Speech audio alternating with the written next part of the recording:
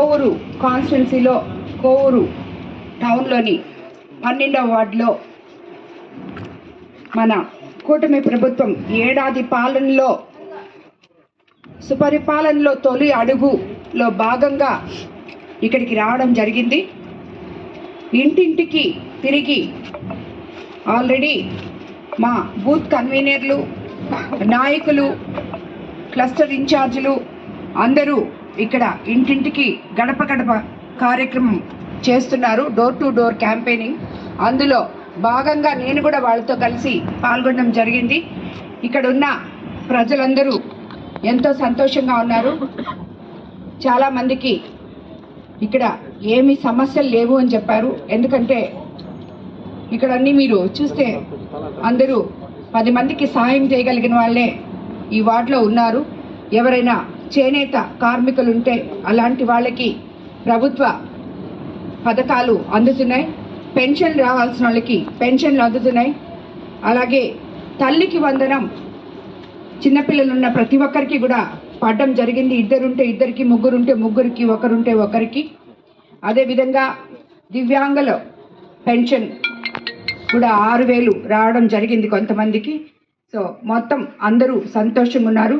మనకి ఎలక్షన్ ముందు క్యాంపెయిన్ అప్పుడు సూపర్ 6 పథకాలు ఏవైతే మనం చెప్పామో అవన్నీ కూడా చేసుకుంటూ చంద్రబాబు నాయుడు గారు ముందుకెళ్తున్నారు. అన్నిటికన్నా ముఖ్యంగా అభివృద్ధి, సంక్షేమము సమపాలనలో తీసుకొస్తారని ప్రజలు ఏ నమ్మకం అయితే అత్యంత భారీ మెజార్టీతో నన్ను గెలిపించి సీఎం గారిని ముఖ్యమంత్రిగా గెలిపించారో వాళ్ళందరూ కోరికలు ఈరోజు చంద్రబాబు నాయుడు గారు అస్తవ్యస్తంగా ఉన్న ప్రభుత్వ వ్యవస్థల్ని సరిదిద్దుకుంటూ ముందుకు తీసుకెళ్తున్నారు.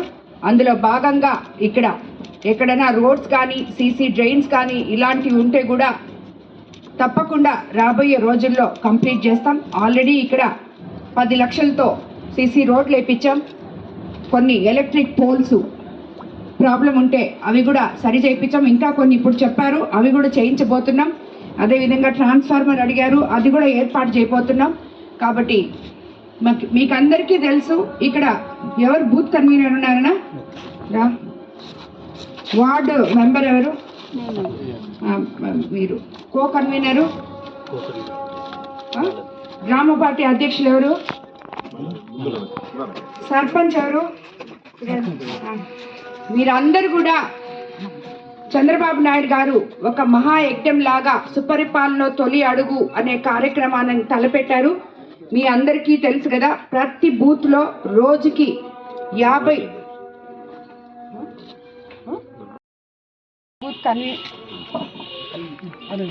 బూత్ కన్వీనర్లకి, లోకల్ నాయకులకి, ప్రతి ఒక్కరికి కూడా చెప్తున్నాను, ఇది మన సుపరిపాలనలో తొలి అడుగు అనేది మనం ఏమేమైతే చేశామో, ముఖ్యంగా డెల్టా ఏరియా అయిన మన కోవూరు కాన్స్టిట్యున్సీలో రైతులు ఉన్నదానికి ల్యాండ్ యాక్ట్ రద్దు చేస్తామన్నారు చంద్రబాబు నాయుడు గారు. అధికారంలోకి రాగానే అది చేశారు. ఉచిత ఇసుక ఇస్తానన్నారు, అది కూడా ఇవ్వడం జరిగింది.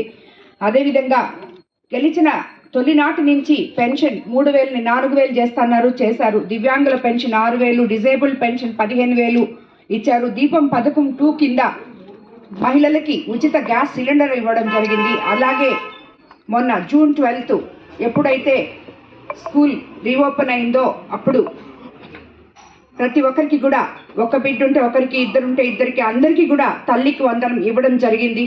అలాగే రాబోయే రోజుల్లో వచ్చే నెల రైతన్నలకు అన్నదాత సుఖీభవ అందించబోతున్నారు. ఆగస్టు 15వ తేదీ నుంచి మహిళలకు ఉచిత బస్సు సర్వీస్ ఇవ్వబోతున్నారు.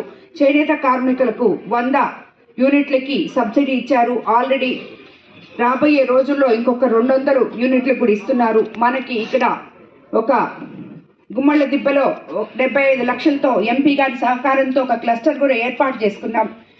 అదేవిధంగా మనము రాబోయే రోజుల్లో స్కూల్స్ అన్నీ మన విద్యాశాఖ మంత్రి లోకేష్ బాబు గారు ఒకే క్లాస్కి ఒక టీచర్ అనే కాన్సెప్ట్తో సన్న బియ్యం భోజనం మధ్యాహ్నం పెడుతూ నాణ్యమైన కిట్స్ అన్ని, బ్యాగులు కానీ, పుస్తకాలు కానీ పిల్లలకు అందించి సంస్కరణలు తీసుకొచ్చారు విద్యా వ్యవస్థలో.